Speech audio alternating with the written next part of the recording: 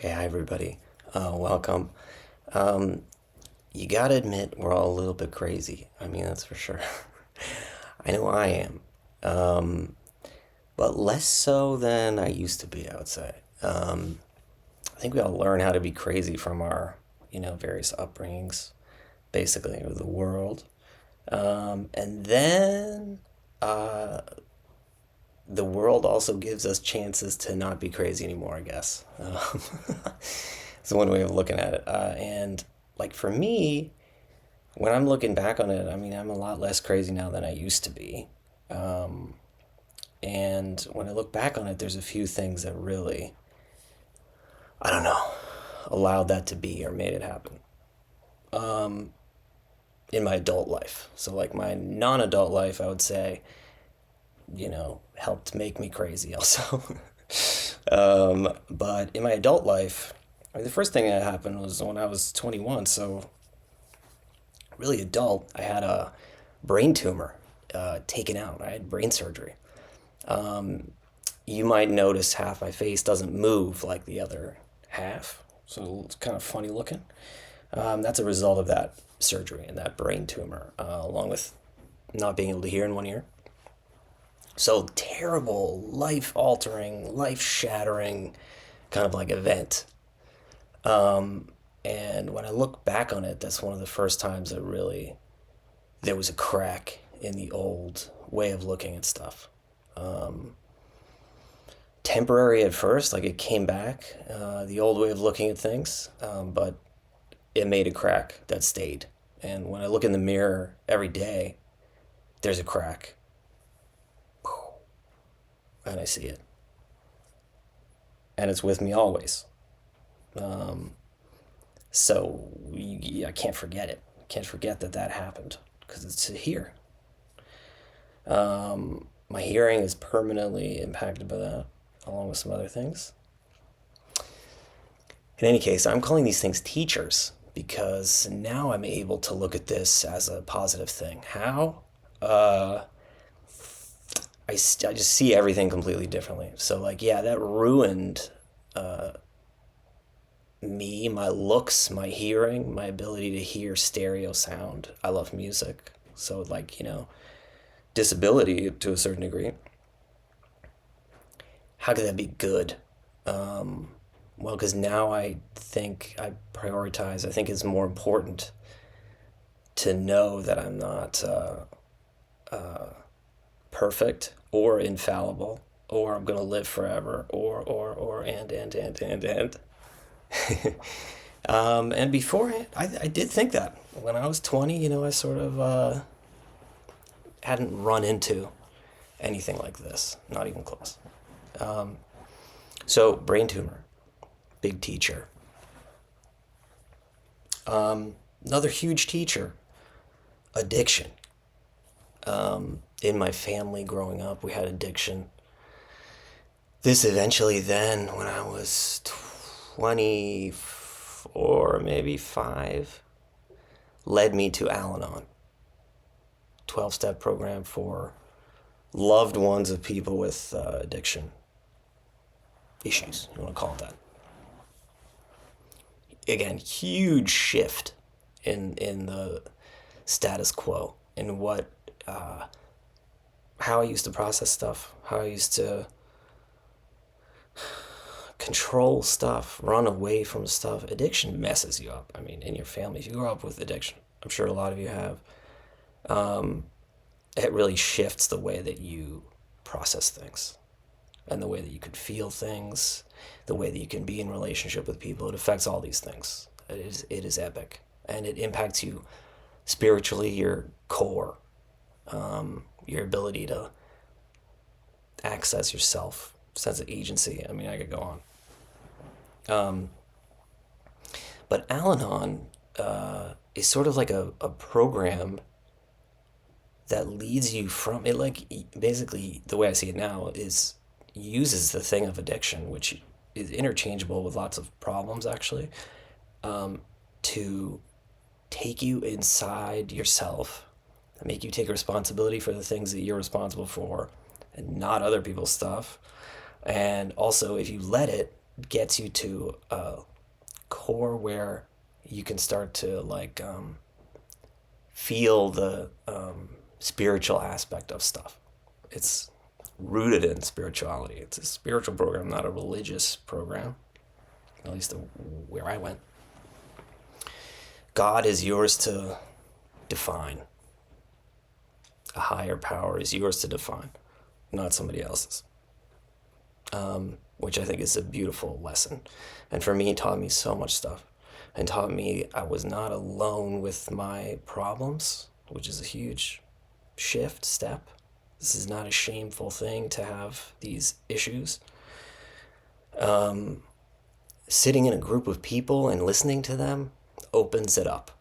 And then starting to share your own story opens it up. I mean, this is an extension of that a little bit.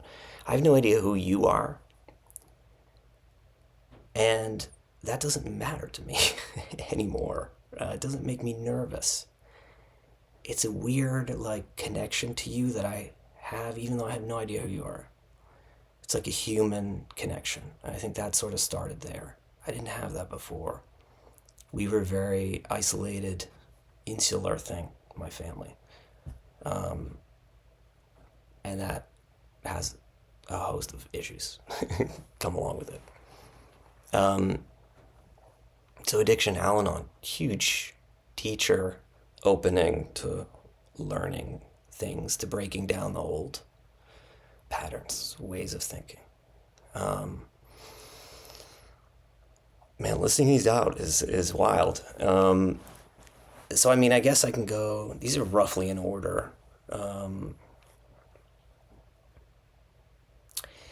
Love relationships.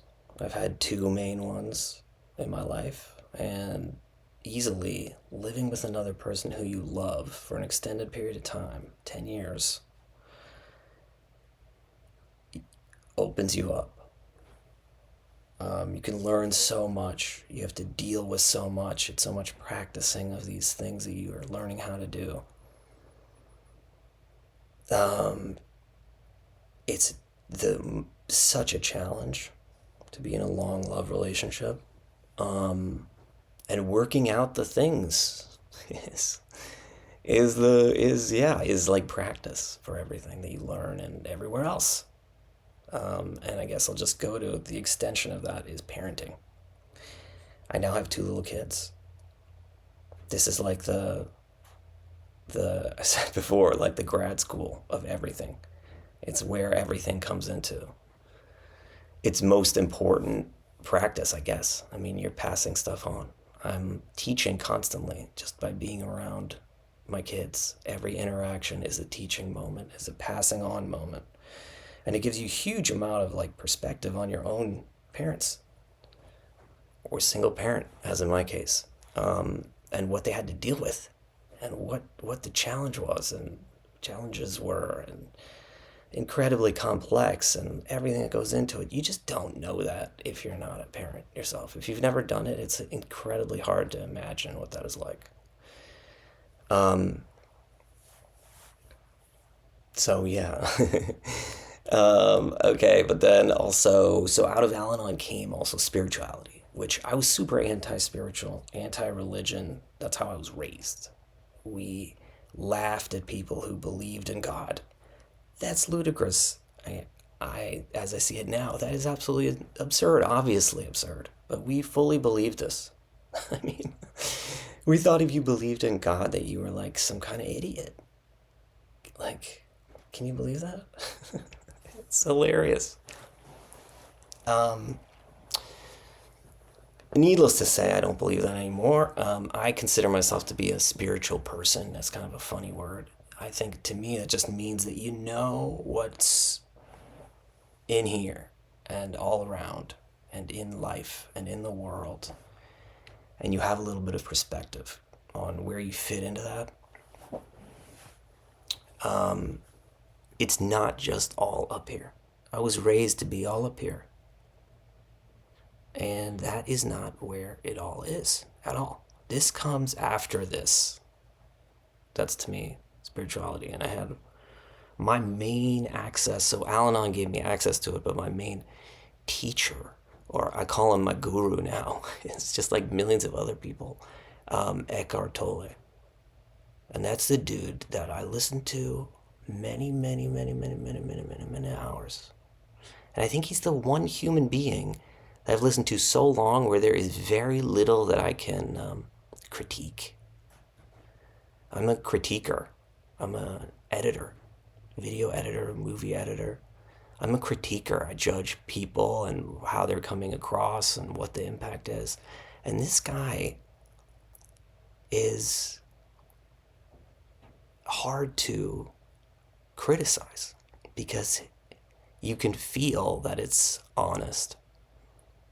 You could say not a lot of ego. It's just like this. And really, I've listened to many hours of him talking. So that teaching, which his teachings encompass lots of teachings, it's the same teaching, has taught me a huge amount and has deepened my sense of rootedness, groundedness, has allowed me to kind of like integrate a lot of stuff, like what I learn at work, which has been for like over a decade now, having to do with personality disorders. So that's another, maybe the last of my like great teachers, this personality disorder psychology stuff, and watching again hours and hours and hours and hours and hours and hours of people with personality disorders talking, emoting, very closely watching, and listening to experts and all this other stuff, which I do at work. I help run a channel called Borderliner Notes, which is about personality disorders, borderline, narcissistic personality disorder mainly. And I've learned an insane amount through that, just about how the world shapes a brain and a psychology.